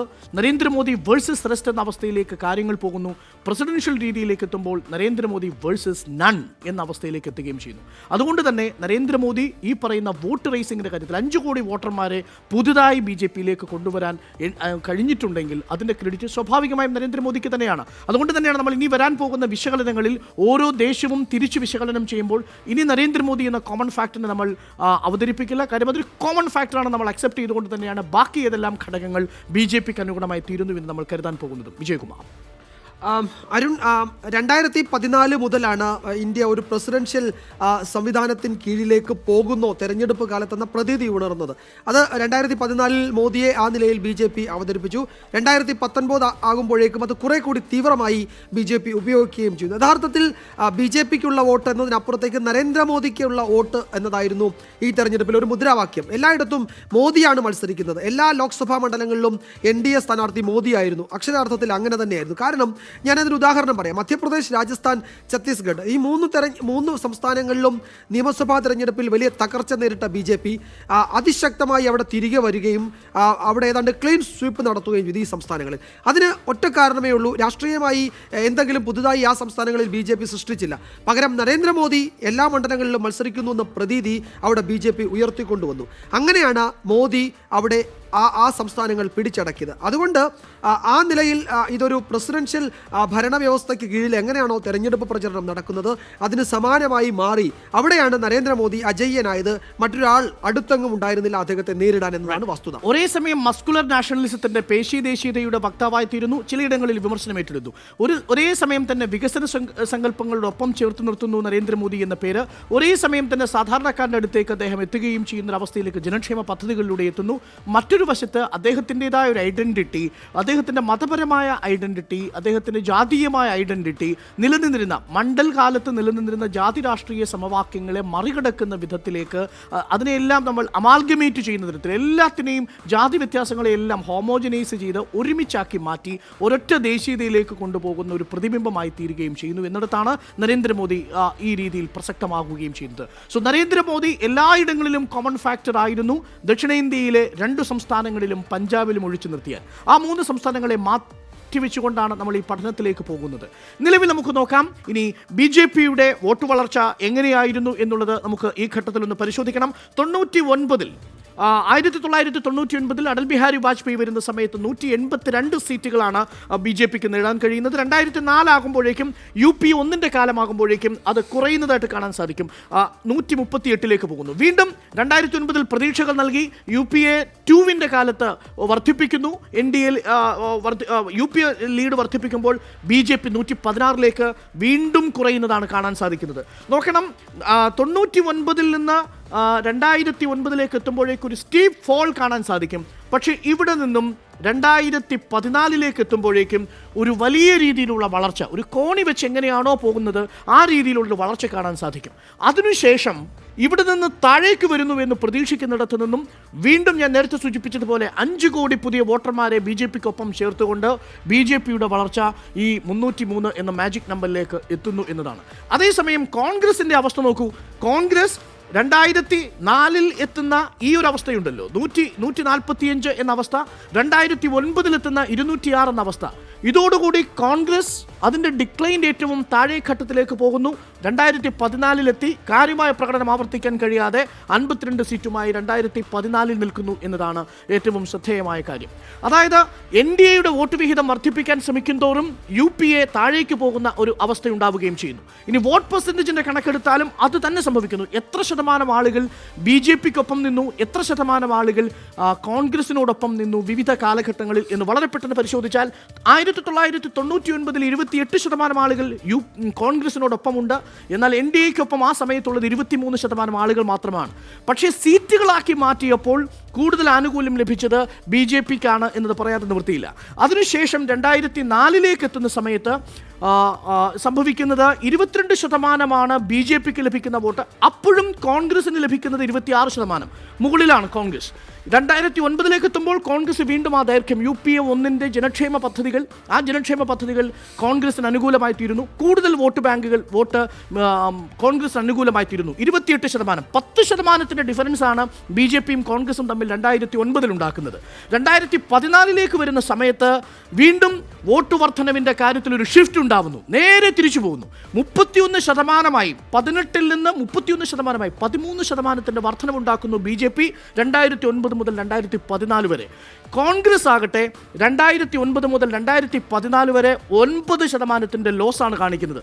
ഇവിടെ നിന്ന് അങ്ങോട്ട് BJP കയറുകയാണ്. BJP 31 നിന്ന് 37.5, 6.5% BJP വളരുന്നു. 5 കോടിയിലധികം വോട്ടർമാരെ സ്വന്തമാക്കുന്നു. ഇവിടെ BJPയുടെ വളർച്ച വീണ്ടും കോൺഗ്രസിൻ്റെ വോട്ട് ബാങ്കിനെ ഈറ്റ് ചെയ്യുന്നു. 19.31 നിന്ന് 19.6 കോൺഗ്രസ് നിലനിൽക്കുന്നൊരവസ്ഥയുണ്ടാകുന്നു. കോൺഗ്രസിന് കാര്യമായ രീതിയിലുള്ള ഒരു പ്രതീക്ഷയും നൽകാത്ത വിധത്തിൽ 17ാം ലോക്സഭാ തിരഞ്ഞെടുപ്പ് കടന്നു പോവുകയാണ്. പെർസെൻറ്റേജുകളുടെ കണക്കെടുപ്പിൽ ഇനി വിജയകുമാറിൻ്റെ ചോദ്യം ഇതാണ്: കോൺഗ്രസ് ഇതേ അവസ്ഥയിൽ തുടരുമോ, അതല്ല ഇനിയും കോൺഗ്രസിൻ്റെ വോട്ട് ബാങ്കുകളിലേക്ക് ഇനിയും കടന്നു കയറുമോ BJP? ശ്രദ്ധേയമായൊരു കാര്യം, 2009 സംഭവിച്ച അല്ലെങ്കിൽ 2014 വോട്ട് ബാങ്കിൽ നിന്ന് വലിയ ചോർച്ച കോൺഗ്രസിനുണ്ടായിട്ടില്ല. എന്ന് പറഞ്ഞാൽ BJP സ്വന്തമാക്കിയത് മറ്റു പാർട്ടികളുടെ വോട്ട് ബാങ്കുകളിൽ നിന്നാണ്. അതിൽ കൂടുതലും പോയത് മമതാ ബാനർജിയുടേതാണ്, ബിജു ജനതാദളിൻ്റേതാണ്, സ്വാഭാവികമായും ആ ഇടങ്ങളിലേക്കുള്ള കടന്നുകയറ്റം ബി ജെ പിക്ക് ഒരു പുതിയ ഉണർവ് നൽകി. വടക്ക് കിഴക്കൻ സംസ്ഥാനങ്ങളും പ്രധാനമാണ്. വിജയകുമാർ, എനിക്ക് തോന്നുന്നത് അരുൺ, വരാനിരിക്കുന്ന തെരഞ്ഞെടുപ്പുകളിൽ കോൺഗ്രസ് അതിനെ ഈ BJPയുടെ വെല്ലുവിളികളെ അതിജീവിക്കാനുള്ള രാഷ്ട്രീയ തന്ത്രം മെനയാൻ അവർക്ക് കഴിയുമോ എന്നുള്ളത് വളരെ നിർണായകമാണ്. എങ്ങനെയാണ് BJPയുടെ ഈ മുന്നേറ്റത്തെ കോൺഗ്രസ് ചെറുക്കുക? അതിന് ഒരു നേതാവ് വേണം, ഒരു നേതൃത്വം വേണം. സംസ്ഥാനങ്ങളിൽ ശക്തമായ നേതൃത്വം ഉണ്ടാകണം. BJPക്ക് സംസ്ഥാനങ്ങളിൽ ശക്തമായ നേതൃത്വമുണ്ട്, സംഘടനാ സംവിധാനമുണ്ട്. കോൺഗ്രസിനെ സംബന്ധിച്ചിടത്തോളം അതിൻ്റെ സംഘടനാ സംവിധാനം ഈ കേരളം പോലെയുള്ള സംസ്ഥാനങ്ങളിൽ മാത്രമേ പ്രദേശ് കോൺഗ്രസ് കമ്മിറ്റികളൊക്കെ ഇത്ര സജീവമായി പ്രവർത്തിക്കുന്നുള്ളൂ. മറ്റു പല സംസ്ഥാനങ്ങളിലും തെരഞ്ഞെടുപ്പ് കാലത്ത് തട്ടിക്കൂട്ടുന്ന ഒരു ഏർപ്പാടായി അത് മാറുകയാണ്. അങ്ങനത്തെ അത്തരത്തിലുള്ള ഒത്തിരി പോരായ്മകൾ കോൺഗ്രസിനുണ്ട്. എന്തായാലും കോൺഗ്രസിന് ഒറ്റയ്ക്ക് BJPയെ നേരിടാൻ ഇപ്പോഴത്തെ നിലയിൽ കഴിയുമെന്ന് എനിക്ക് തോന്നുന്നില്ല. അത് സഖ്യങ്ങൾ ഉണ്ടാക്കണം, കൂട്ടുകെട്ടുകൾ ഉണ്ടാക്കണം. ആ നിലയിലേക്ക് ആ പാർട്ടി നേതൃത്വം പരുവപ്പെടണം. ഇപ്പോഴും ഈ തെരഞ്ഞെടുപ്പിൽ BJP ഇത്രയും വലിയ വെല്ലുവിളി ഉയർത്തി എന്ന് പറയുന്ന തെരഞ്ഞെടുപ്പിൽ പോലും ആ നിലയിലൊരു വിശാലമായ സഖ്യ രൂപീകരണത്തിന് ആ കോൺഗ്രസ് പാർട്ടി പരുവപ്പെട്ടിരുന്നില്ല എന്നതൊരു വസ്തുത തന്നെയാണ്. സംഘടനാപരമായി കോൺഗ്രസ് മെച്ചപ്പെട്ടൊരവസ്ഥയിലായിരുന്നെങ്കിൽ പോലും ആ സംഘടനയുടെ മേധാവിത്വത്തെ അല്ലെങ്കിൽ പ്രാവീണ്യത്തെ ജനങ്ങളിലേക്ക് എത്തിക്കാൻ കഴിയുന്ന ഒരു നേതാവിന്റെ മുഖം രാഹുൽ ഗാന്ധിക്ക് എത്രമാത്രം ലഭിച്ചു എന്നത് വളരെ പ്രധാനപ്പെട്ട ചോദ്യമാണ്. രാഹുൽ ഗാന്ധിക്ക് അപ്പുറം ചിന്തിക്കാൻ ഇപ്പോഴും കോൺഗ്രസിന് സാധിക്കുന്നില്ല എന്നുള്ളത് ഒരു ഘട്ടത്തിലെങ്കിലും പരിമിതി കൂടിയാണ് എന്ന് നമുക്ക് ഈ ഘട്ടത്തിൽ മനസ്സിലാവുന്നു. BJPക്ക് വളരാൻ കോൺഗ്രസിൻ്റെതല്ലെങ്കിലും ഇനി കുറച്ചുകൂടി വോട്ടുകൾ നഷ്ടപ്പെടാൻ മറ്റു പ്രാദേശിക കക്ഷികൾക്ക് ബാക്കി നിൽക്കുന്നു എന്നതും നമ്മളെ അത്ഭുതപ്പെടുത്തുക കൂടി ചെയ്യുന്നു. ആരാണ് BJPയുടെ ഈ തേരോട്ടം തടയുക? ഏതു മേഖലകളിലാണ് BJPക്കെതിരെ പ്രതിരോധമോ പ്രതിപക്ഷമോ ആകാനെങ്കിലും ആർക്ക് സാധിക്കും എന്നതും വളരെ പ്രധാനപ്പെട്ട ചോദ്യമാണ്. വിജയകുമാർ, നമുക്കിനി ഓരോ മേഖലകളിലേക്ക് കൂടി വളരെ പെട്ടെന്ന് തിരികെ വരേണ്ടതുണ്ട്. മൊത്തം ഇന്ത്യയുടെ രാഷ്ട്രീയ ഭാവിയും ഇന്ത്യയുടെ രാഷ്ട്രീയ ദിശയും ഒരുപക്ഷെ ഇതിനകം തന്നെ തീരുമാനിക്കപ്പെട്ടു.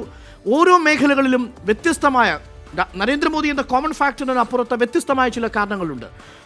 അതിലേറ്റവും പ്രധാനപ്പെട്ടത് ഒരുപക്ഷെ ഹൃദയഭൂമിയിലായിരിക്കും, അല്ലേ വിജയകുമാർ? തീർച്ചയായും എനിക്ക് തോന്നുന്നത് ഹൃദയഭൂമിയിൽ BJPയെ സംബന്ധിച്ചിടത്തോളം അതിന് വെല്ലുവിളികൾ ഉണ്ടായിരുന്നതിനെ അത് അതിജീവിച്ചത് സ്വാഭാവികമായും നരേന്ദ്രമോദി ഫാക്ടർ തന്നെയാണ്. അതിനപ്പുറത്തേക്ക് BJPക്ക് അവിടെ ശക്തമായ വോട്ട് ബാങ്ക് ഉണ്ട്. അതിന് ഇപ്പോൾ തെരഞ്ഞെടുപ്പിൽ, നിയമസഭാ തെരഞ്ഞെടുപ്പുകളിൽ അതിൻ്റെ ഭരണം നഷ്ടപ്പെട്ടാലും അതിന് സ്ഥായിയായി ലഭിക്കുന്ന ഒരു വോട്ട് ബാങ്ക് അത് അവിടെ നിൽക്കുന്നുണ്ടായിരുന്നു. അതിന് നഷ്ടമൊന്നും സംഭവിച്ചിരുന്നില്ല. വിജയകുമാർ, ഞാൻ വരാം. നമുക്ക് ആ വളർച്ചയും കൂടി നമുക്കൊന്ന് കാണിച്ചു നോക്കാം. ഇത് നമ്മൾ മാപ്പിലൂടെ സഞ്ചരിക്കുകയാണെങ്കിൽ ഇന്ത്യയുടെ രാഷ്ട്രീയ ഭൂപടത്തിൽ എങ്ങനെയാണ് കാവി നിറം പടരുന്നത് എന്നുകൂടി നമുക്കൊന്ന് മനസ്സിലാക്കാൻ ശ്രമിക്കാം. 1999 ഈ കാണുന്ന പ്രദേശങ്ങളിൽ BJP അന്നും ഏറ്റവും വലിയ ഒറ്റക്കക്ഷി തന്നെയാണ്. 182 സീറ്റ് BJPക്കുണ്ട്, കോൺഗ്രസിനുള്ളതാകട്ടെ 114. പക്ഷേ നിർണായകമായത് ഒരു മൊസൈക്കിന്റെ ഫീലിംഗ് തരുന്ന ഇന്ത്യയുടെ ഈ രാഷ്ട്രീയ ഭൂപടത്തിലെ പ്രാദേശിക കക്ഷികളുടെ സാന്നിധ്യമാണ്. നോക്കൂ, പലയിടങ്ങളിലായി, അത് ഓരോ ഇടങ്ങളിൽ നിന്ന് കോൺഗ്രസിന്റെ സാന്നിധ്യമുണ്ട്, കമ്മ്യൂണിസ്റ്റ് പാർട്ടിയുടെ സാന്നിധ്യമുണ്ട്, പ്രാദേശിക കക്ഷികളൊക്കെ നിൽക്കുന്ന തെക്കേ ഇന്ത്യയുണ്ട്, വടക്ക് കിഴക്കുണ്ട്, ഹൃദയഭാഗങ്ങളുണ്ട്. ഇവിടെ മുഴുവൻ BJPയുടെ കാവി നിറം ഒരുമിച്ചല്ല നിൽക്കുന്നത് 99. പക്ഷേ അപ്പോഴും അധികാരത്തിലേക്ക് എത്തുന്നുണ്ട് BJP പ്രാദേശിക കക്ഷികളുടെ പിന്തുണയോടുകൂടി. അവിടെയാണ് ചന്ദ്രബാബു നായിഡു എന്ന പൊളിറ്റിക്കൽ മാനേജർ ഈ മേഖലയിൽ നിന്ന് ശക്തമായ നേതൃ കപ്പാസിറ്റിയിലേക്ക് വരുന്നത്. പക്ഷേ 2004 ആകുമ്പോഴേക്കും സംഭവിക്കുന്നത് ഈ കാവി നിറം പടരുകയാണ്. ഹൃദയഭൂമിയെ കേന്ദ്രീകരിച്ചുകൊണ്ടാണ്. വിജയകുമാർ പറഞ്ഞത് വളരെ കറക്റ്റാണ്. ഹൃദയഭൂമിയെ കേന്ദ്രീകരിച്ചുകൊണ്ട് തന്നെയാണ് ഇതിൻ്റെ വളർച്ച സംഭവിക്കുന്നത് എന്നതാണ്. ഇതിൻ്റെ എപ്പിസെൻറ്റർ, വോട്ടുകളുടെ വികസനത്തിൻ്റെ BJPയുടെ വളർച്ചയുടെ പ്രഭവ കേന്ദ്രം ചിത്രത്തിൽ കാണുന്നത് പോലെ ഈ ഹൃദയഭൂമിയാണ് എന്നാണ് നമുക്ക് മനസ്സിലാക്കാൻ സാധിക്കുന്നത്. 2004 ഇതായിരുന്നു അവസ്ഥ.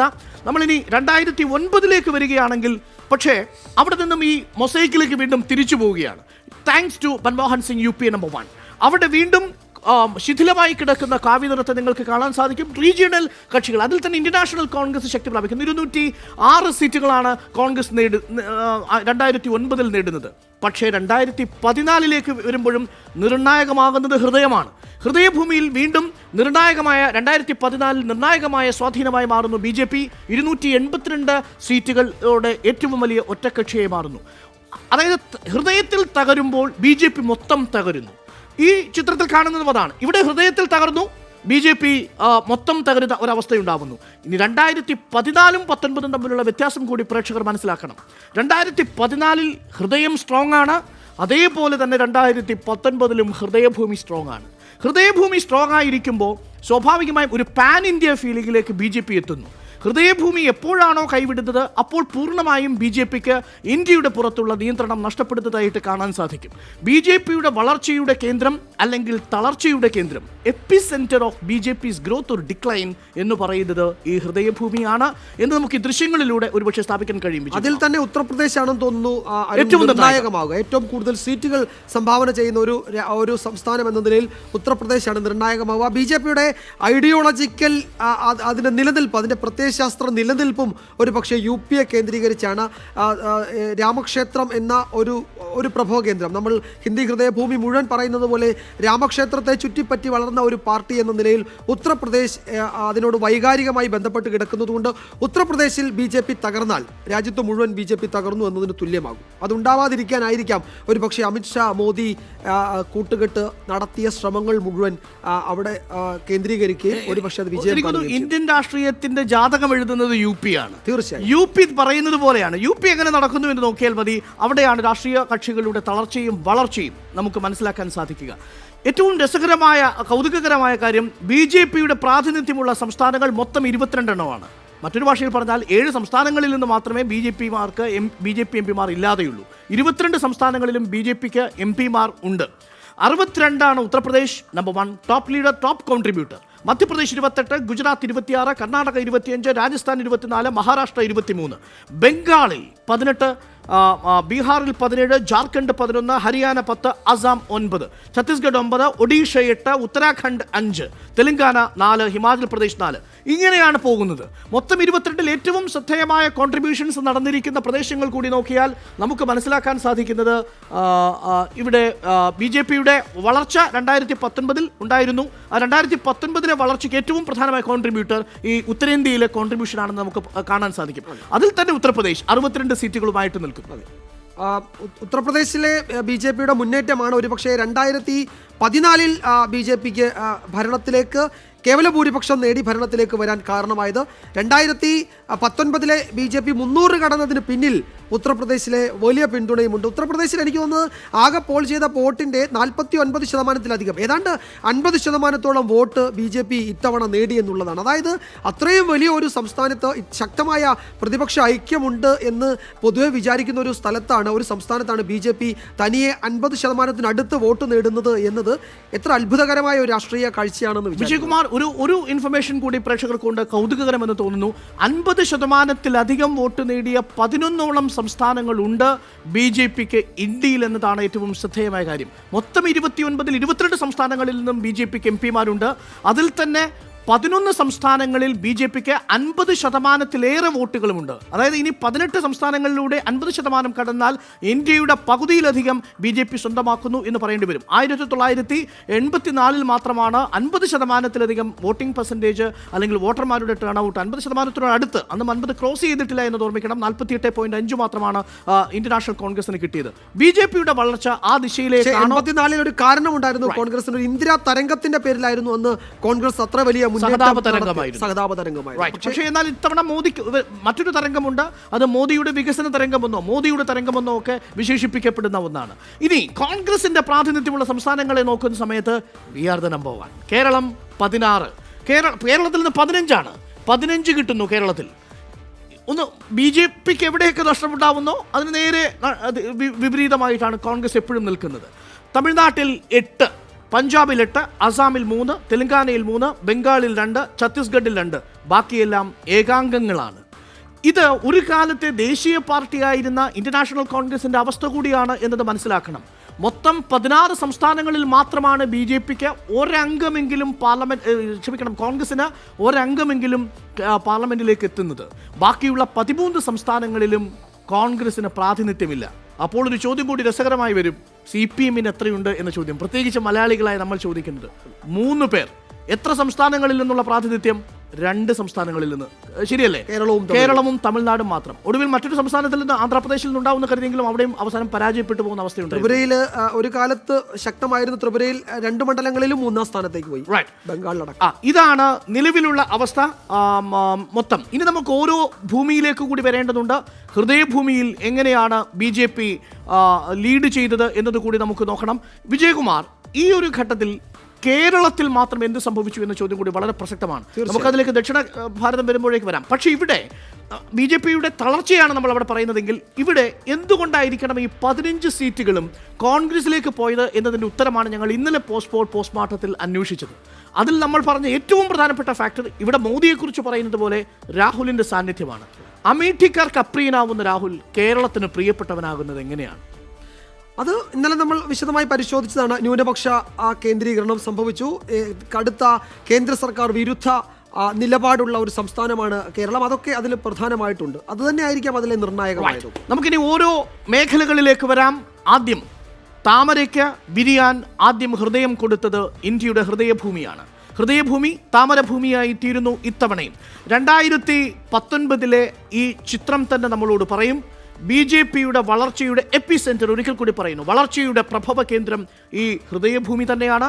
ആ ഹൃദയഭൂമിയിൽ ഇത്തവണ പാർട്ടിക്കു ലഭിച്ചത് നില കൂടി ഒന്ന് നോക്കിക്കഴിഞ്ഞാൽ NDA-ക്ക് മൊത്തം 202, UPA-ക്ക് 6, മഹാഗഡ്ബന്ധന് 15, അതേഴ്സിന് 2.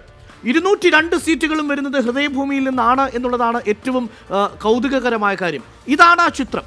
BJP-യെ ഹൃദയം കൈവിടാതിരുന്നാൽ BJP ഇന്ത്യയിൽ ജീവിക്കും, തേരോട്ടം നടത്തുമെന്നുള്ളതിൻ്റെ രേഖീയ ചിത്രമാണ് ഇപ്പോൾ കണ്ടത്. ഇനി കാരണങ്ങളിലേക്ക് കൂടി നമ്മൾ വരാം. വിജയകുമാർ, ഹൃദയഭൂമിയിൽ എന്തുകൊണ്ട് താമര കൂടുതലായി വിരിയുന്നു എന്ന ചോദ്യത്തിന് ചില ഉത്തരങ്ങൾ നമ്മൾ കണ്ടെത്താൻ ശ്രമിച്ചിട്ടുണ്ട് നമ്മുടെ റിസർച്ച് വിങ്. അതിൽ ചില ചോദ്യങ്ങളുടെ ഉത്തരം ഇങ്ങനെയാണ്. ഒരുപക്ഷെ ഇന്ത്യയിൽ BJP ഈ തരംഗമായി മാറിയത് നരേന്ദ്രമോദി എന്ന് പറയുന്ന നേരത്തെ നമ്മൾ സൂചിപ്പിച്ച ഒരു തരംഗത്തിനപ്പുറത്തേക്ക് മറ്റെന്തെങ്കിലും കാരണങ്ങളുണ്ടോ? ഒരു വ്യക്തിയിലേക്ക് മാത്രം ഒരു രാഷ്ട്രീയത്തെ ചുരുക്കി നമ്മൾ കാണുന്നില്ല. ആ വ്യക്തിക്കപ്പുറം മറ്റു ചില ഘടകങ്ങൾ കൂടി സ്വാധീനിച്ചിട്ടുണ്ടോ എന്നാണ് നമ്മൾ ആലോചിക്കുന്നത്. ഹൃദയഭൂമിയിൽ മോദി ഒരു ഫാക്ടർ തന്നെയാണ്. എല്ലാ സർവേകളിലും മോദി തന്നെയാണ് അവരുടെ പ്രിയപ്പെട്ട പ്രധാനമന്ത്രി. 90% ആളുകളും മോദിക്കൊപ്പം നിൽക്കുന്നു, കേരളത്തിൽ ഒഴിച്ച്. നിലവിൽ മറ്റെന്തൊക്കെ കാരണങ്ങളുണ്ട്? നമ്പർ 1, ജാതി ഏകീകരണം സാധ്യമാക്കിയ ഒരു ഹിന്ദുത്വ രാഷ്ട്രീയം. പോസ്റ്റ് മണ്ഡൽ കാലത്ത് അഥവാ മണ്ഡൽ കഴിഞ്ഞതിന് ശേഷമുള്ള കാലഘട്ടത്തിന് ഓരോ ജാതി രാഷ്ട്രീയവും ജാതി രാഷ്ട്രീയ പാർട്ടികളും രൂപപ്പെടുന്നൊരവസ്ഥ. അവിടെ BSPയും SP-യും അടക്കമുള്ള പാർട്ടികൾ ഉണ്ടാവുന്നു. ജാതി രാഷ്ട്രീയം അവരുടെ സ്വത്ത് രാഷ്ട്രീയത്തിൽ അടിയുറച്ചു നിൽക്കുന്ന ഒരു കാലം, ആ കാലം കഴിയുന്നു എന്നതിൻ്റെ സൂചന. വിജയകുമാർ, ഇതൊരു പക്ഷേ ഇത് ശാശ്വതമായൊരു പ്രതിഭാസമാണെന്ന് കൂടി ചില രാഷ്ട്രീയ വിദഗ്ധർ വിലയിരുത്തപ്പെടുന്നുണ്ട്. Post Mandal politics is no more. മണ്ഡലാനന്തര കാലത്തെ ഒരു രാഷ്ട്രീയ ജീവിതം, ഇനി ജാതി രാഷ്ട്രീയ ജീവിതം ഇന്ത്യക്ക് സാധ്യമല്ല. താഴ്ന്ന ജാതി എന്ന് വിശേഷിപ്പിച്ചിരുന്ന ജാതി വിഭാഗങ്ങളെ കൂടി ദേശീയതയിലേക്ക് ചേർത്ത് കൊണ്ടുപോകുന്ന ഒരവസ്ഥയുണ്ടാവുന്നു. അതാണ് ഉത്തർപ്രദേശിൽ സംഭവിച്ചത്. മാജിക് നരേന്ദ്രമോദിയുടേതാണ്. ആ നരേന്ദ്രമോദിയെ ഇപ്പോൾ പാർലമെന്ററി പാർട്ടി നേതാവായി തിരഞ്ഞെടുത്തതിന് ശേഷം നേതാക്കൾ ഇപ്പോൾ അഭിനന്ദിക്കുകയാണ്. തത്സമയ ദൃശ്യങ്ങളിലേക്ക് പോയി നമുക്ക് മടങ്ങി വരാം. ഇപ്പോൾ നരേന്ദ്രമോദിയെ പാർലമെന്ററി പാർട്ടി യോഗത്തിനെത്തിയ മുതിർന്ന BJP നേതാക്കൾ ഇപ്പോൾ അഭിനന്ദിക്കുന്ന ദൃശ്യങ്ങളാണ് ഇപ്പോൾ പ്രേക്ഷകർ ദൃശ്യങ്ങളിൽ കാണുന്നത്. എല്ലാ NDA കക്ഷി നേതാക്കളും ഇപ്പോൾ അദ്ദേഹത്തെ അഭിനന്ദിക്കുകയാണ്. NDAയുടെ പാർലമെന്ററി പാർട്ടി നേതാവായി നരേന്ദ്രമോദിയെ തിരഞ്ഞെടുത്തതിന് ശേഷം പനീർസെൽവം നരേന്ദ്രമോദിക്കടുത്തേക്കെത്തി ഷാൾ അണിയിച്ച് അഭിനന്ദിക്കുന്ന ചിത്രമാണ് ഇപ്പോൾ പ്രേക്ഷകർ കാണുന്നത്. എല്ലാ NDA ഘടക കക്ഷികളും നരേന്ദ്രമോദിയെ അഭിനന്ദിക്കാനെത്തുന്നു. അമിത്ഷായും LK അദ്വാനിയും ഇടത്തും വലത്തുമായി ഇന്ത്യയുടെ ഭാവി പ്രധാനമന്ത്രി നരേന്ദ്രമോദിക്കൊപ്പം നിൽക്കുന്നു.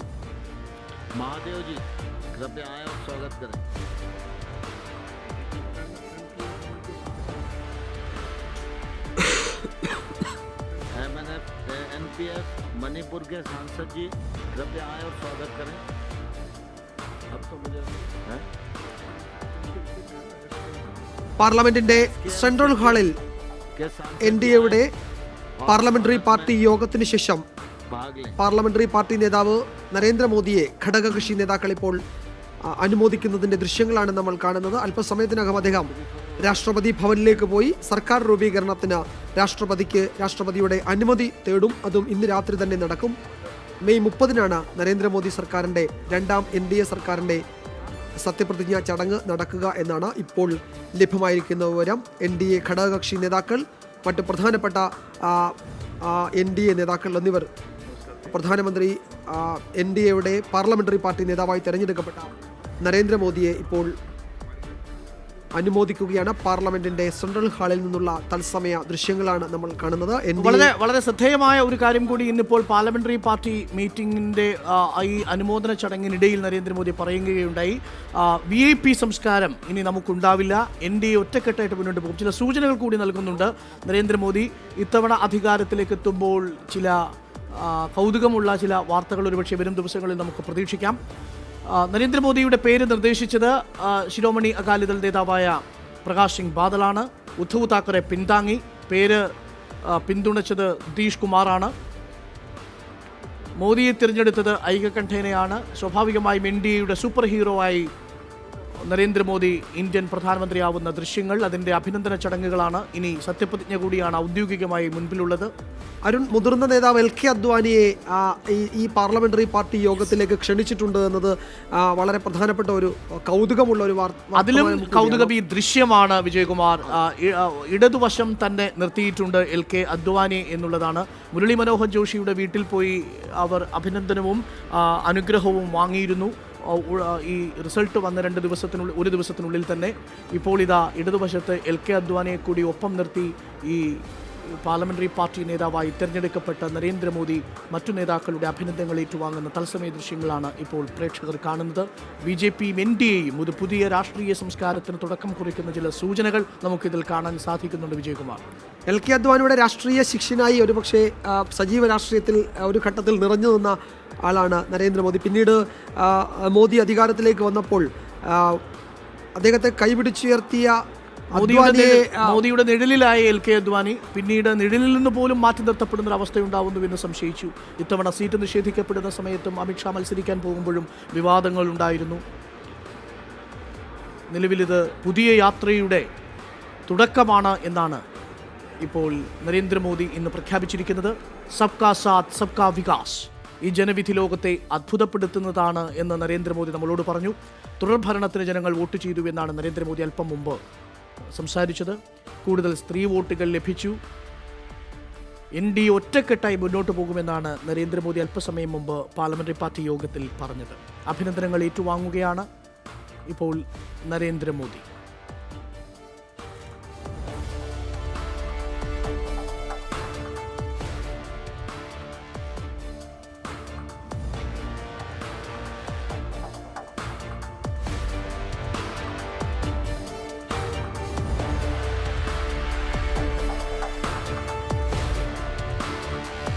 അരുൺ, എനിക്ക് തോന്നുന്നത് നരേന്ദ്രമോദിയുടെ റൈസീന ഹിൽ വിസിറ്റ് ഇന്ന് തന്നെ ഉണ്ടാകും. രാഷ്ട്രപതിയെ ഇന്ന് തന്നെ അദ്ദേഹം കണ്ട് സർക്കാർ പ്രേക്ഷകർക്ക് ആ തത്സമയ ദൃശ്യങ്ങൾ കൊടുക്കാൻ സാധിക്കും. എനിക്കൊന്ന് പാർലമെന്ററി പാർട്ടി മീറ്റിംഗിനു ശേഷം നേരെ ഒരുപക്ഷെ പോകാൻ സാധ്യതയുള്ളത് റൈസിന ഹിൽസിലേക്കാണ്. ഇപ്പോൾ സമയം 7:45 9 മണിക്ക് മുമ്പ് തന്നെ ഒരുപക്ഷെ ചിലപ്പോൾ റൈസിന ഹിൽസിലേക്ക് പോകാനുള്ള സാധ്യതയുണ്ട് എന്നാണ് മനസ്സിലാക്കുന്നത്. തൻ്റെ ഒപ്പം നിൽക്കുന്നവരുടെ പിന്തുണ അറിയിച്ച കത്ത് ഒരുപക്ഷെ രാഷ്ട്രപതിക്ക് കൈമാറും. അങ്ങനെയാണെങ്കിൽ വ്യാഴാഴ്ചയ്ക്ക് സത്യപ്രതിജ്ഞയ്ക്കുള്ള ഒരുക്കങ്ങൾ ആരംഭിച്ചുവെന്ന് നമുക്ക് മനസ്സിലാക്കുകയും ചെയ്യാം. നിലവിൽ നരേന്ദ്രമോദി പാർലമെന്ററി പാർട്ടി നേതാവെ തിരഞ്ഞെടുക്കപ്പെട്ടതിന് ശേഷം കക്ഷി നേതാക്കളുടെ ഘടകകക്ഷി നേതാക്കളുടെ അഭിനന്ദനങ്ങൾ ഏറ്റുവാങ്ങുന്ന ദൃശ്യങ്ങളാണ് പ്രേക്ഷകർ കണ്ടത്. ദൃശ്യങ്ങളിലേക്ക് നമുക്ക് തിരികെ വരികയും ചെയ്യാം. റൈസിന ഹിൽസിലേക്ക് യാത്ര പുറപ്പെടും മുൻപ് 24നോടൊപ്പം തന്നെ തുടരണം. ഈ യാത്രകളെല്ലാം സമഗ്രമായി നമ്മൾ പ്രേക്ഷകരിലേക്ക് എത്തിക്കുകയും ചെയ്യും. ഇന്ത്യയുടെ ജനവിധി വളരെ ശ്രദ്ധേയമായ രീതിയിലേക്ക് മാറുന്ന ഒരു ഘട്ടത്തിലാണ് പ്രേക്ഷകരിലേക്ക് എന്തുകൊണ്ട് ഇങ്ങനെയൊരു ജനവിധി എന്നതിൻ്റെ ഒരു പോസ്റ്റ്മോർട്ടവുമായി 24 എത്തിയിരിക്കുന്നത്. ഹിന്ദി ഹൃദയഭൂമിയിൽ നമ്മൾ നേരത്തെ സൂചിപ്പിച്ചതുപോലെ എല്ലാ ജാതി സമവാക്യങ്ങളെയും ഏകീകരിച്ചുകൊണ്ടുള്ള ഒരു മാജിക് ആയിരുന്നു നരേന്ദ്രമോദിയുടെയും അമിത്ഷായുടെയും ഹൃദയഭൂമിയിലെ പൊളിറ്റിക്കൽ മാനേജ്മെൻറ്റ്. ആ പൊളിറ്റിക്കൽ മാനേജ്മെൻറ്റ് ദേശീയതയിലേക്ക് ജാതി സമവാക്യങ്ങളെ കൂട്ടിച്ചേർത്തു എന്നുള്ളത് ഇനി ഒരിക്കലും അഴിച്ചെടുക്കാൻ കഴിയാത്ത വിധത്തിൽ കുരുക്കി കിട്ടിയോ എന്നതാണ് ഏറ്റവും ശ്രദ്ധേയമായ കാര്യം. നമുക്കതിൻ്റെ അനാലിസിസിലേക്ക് വരാം ഒരു ചെറിയ ഇടവേളയ്ക്ക് ശേഷം. അതിനു മുമ്പ് ബാക്കിയുള്ള ഫാക്ടേഴ്സ് കൂടി പ്രേക്ഷകരിലേക്ക് വളരെ പെട്ടെന്ന്. ചേർച്ചയില്ലാത്ത വൈരുദ്ധ്യം നിറഞ്ഞ പ്രതിപക്ഷമാണ് ഹൃദയഭൂമിയിൽ നരേന്ദ്രമോദിയുടെ തേരോട്ടത്തെ ചെറുക്കാൻ വേണ്ടി രൂപപ്പെട്ടത് എന്നതാണ് രണ്ടാമത്തെ പ്രധാനപ്പെട്ട ഫാക്ടർ. ഇത് BJP പിന്തുണച്ചു. SPയും BSPയും ഒരു കെമിസ്ട്രി ഇല്ലാത്ത അലയൻസ് അഥവാ ചേർന്നു പോകാത്ത സഖ്യമായിരുന്നു SPയും BSPയും. കോൺഗ്രസും RJDയും ഇങ്ങനെ പരസ്പരം ചേർച്ചയില്ലാതെ നിന്നവർ വീണ്ടും മഹാഗഠബന്ധൻ ഉണ്ടാക്കിയിട്ടും അതിൽ വിള്ളലുണ്ടാകുമെന്ന സംശയമുണ്ടായവർ, ഇതെല്ലാം തന്നെ ഹൃദയഭൂമിയിൽ ഒരു നിർണായക സ്വാധീനമായിരുന്നു. കോൺഗ്രസിനോ ഈ കക്ഷികളോട് ചേർന്ന് നിൽക്കാൻ കഴിയാതെയും പോയി. ഗ്രാമീണ മേഖലയിലെ ക്ഷേമ പദ്ധതികൾ ഫലം കണ്ടു. വിജയകുമാർ, ഏറ്റവും ശ്രദ്ധേയമായ കാര്യം ഇത് തന്നെയാണ്. ഈ ബാക്കി എല്ലാ ഫാക്ടേഴ്സിനെയും മൈനസ് ചെയ്യുമ്പോഴും ഇപ്പോഴും ഒരുപക്ഷെ കേരളത്തിൽ ഇരുന്നു കൊണ്ട് നമ്മൾ എത്രമാത്രം അത് കണ്ടു എന്ന് തിരിച്ചറിയില്ല. പക്ഷേ 1,71,00,000 ശുചിമുറികൾ ഉണ്ടാക്കി കൊടുത്തു നരേന്ദ്രമോദി അവിടെയുള്ളവർക്ക്, ഉത്തർപ്രദേശിൽ മാത്രം എന്നുള്ളതാണ് ഏറ്റവും രസകരമായ കാര്യം. ഇതിന് അധികമാണ് ഹൃദയഭൂമിയുടെ മൊത്തം കണക്കെടുത്തു. അതിനോടൊപ്പം തന്നെ ഈ പ്രധാനമന്ത്രി ആവാസ് യോജന പ്രകാരം ഏതാണ്ട് 1,25,00,000 വീടുകൾ ഉണ്ടാക്കി കൊടുത്തു. ഇതിൻ്റെയൊക്കെ ആനുകൂല്യം കൂടുതൽ കിട്ടിയത് ഏറ്റവും താഴെ നിൽക്കുന്ന ദളിത് വിഭാഗങ്ങൾക്കാണ് എന്നാണ് കഴിഞ്ഞ 2 ദിവസങ്ങളായി ഉത്തർപ്രദേശിൽ നിന്ന് വരുന്ന റിപ്പോർട്ടുകൾ. ഗ്രൗണ്ട് റിയാലിറ്റി അത് തന്നെ. ഇപ്പൊ നരേന്ദ്രമോദി പറഞ്ഞതുപോലെ ഏറ്റവും കൂടുതൽ വോട്ടുകൾ സ്ത്രീകളിൽ നിന്ന് ലഭിക്കാനുള്ള കാരണമായി ഉജ്ജ്വല ആവാസ് യോജന പോലെയുള്ള പദ്ധതികൾ, ഗ്യാസ് കണക്ഷനുകൾ കൊടുത്തത്, ഇതെല്ലാം സ്വാഭാവികമായും ഗ്രാമീണ സ്ത്രീകളെ മോദിക്കൊപ്പം BJPക്കൊപ്പം നിർത്തിയ പ്രധാനപ്പെട്ട ഘടകങ്ങളാണ്. നമ്പർ 4, ദേശീയ സുരക്ഷയും കരുത്തുള്ള നേതാവെന്ന പ്രതീതിയും. ഇവിടെയാണ് മസ്കുലർ നാഷണലിസം ഒക്കെ കടന്നു വരുന്നത്. പക്ഷേ എപ്പോഴും പുൽവാമയും ബലാക്കോട്ടും അടക്കമുള്ള വിഷയങ്ങളുടെ പശ്ചാത്തലത്തിൽ നടന്ന തെരഞ്ഞെടുപ്പ് ദേശീയ സുരക്ഷ എന്നതൊരു പ്രധാനപ്പെട്ട തെരഞ്ഞെടുപ്പിലെ ഒരു പ്രധാനപ്പെട്ട വിഷയമായി മാറുകയും നരേന്ദ്രമോദിയിൽ ഒരു മസ്കുലർ നാഷണലിസ്റ്റ് ലീഡറിനെ കാണുകയും ചെയ്തു എന്നതാണ് ഏറ്റവും കൗതുകകരമായ കാര്യം. ഈ 4 പ്രധാനപ്പെട്ട ഫാക്ടറുകളും ഹൃദയഭൂമിയിൽ BJPക്ക് ഒരു തേരോട്ടത്തിനുള്ള വഴിതെളിച്ചു കൊടുത്തവയാണ്. നമുക്കിതിൻ്റെ വിശദാംശങ്ങളിലേക്കെല്ലാം നമുക്ക് തിരികെ വരേണ്ടതുണ്ട്. നമുക്ക് ഓരോ സംസ്ഥാനങ്ങളുടെയും കണക്കെടുപ്പ് നടത്തേണ്ടതുണ്ട്. നമ്മുടെ റിപ്പോർട്ടർമാർ ഡൽഹിയിൽ രാധാകൃഷ്ണനും ലിജുവും ഒപ്പം ഷനൂബും തയ്യാറായി കഴിഞ്ഞു. ഒപ്പം അല്പസമയത്തിനകം BJP നേതാവ് B. ഗോപാലകൃഷ്ണനെയും രാഷ്ട്രീയ നിരീക്ഷകൻ കൂടിയായ CR നീലകണ്ഠനെയും നമ്മൾ തത്സമയം പ്രതീക്ഷിക്കുകയും ചെയ്യുന്നുണ്ട്. ഇപ്പോൾ ഒരു ചെറിയ ഇടവേളയിലേക്ക് നമ്മൾ പോവുകയാണ്. എങ്ങനെയാണ് ഇന്ത്യ 2019 17ാം ലോക്സഭാ തെരഞ്ഞെടുപ്പിൽ വിധി എഴുതിയത്? ഓരോ പ്രദേശങ്ങളിലും BJPക്ക് എങ്ങനെ ഇത്ര വലിയ പിന്തുണ ലഭിച്ചു? ഒരു സുനാമോ അടിച്ചതെങ്ങനെ എന്നതിൻ്റെ പോസ്റ്റ്മോർട്ടമാണ് നമ്മൾ ചെയ്യാൻ പോകുന്നത്. ഒരു ചെറിയ ഇടവേളയിലേക്ക് പോയി നമുക്ക് വളരെ പെട്ടെന്ന് തിരികെ വരാം.